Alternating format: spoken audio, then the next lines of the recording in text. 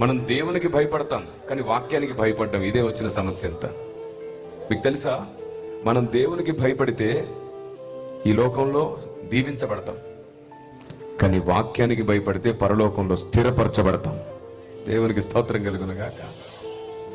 దేవునికి భయపడి అన్ని రకాల దీవెనలు పొందుతున్నాం.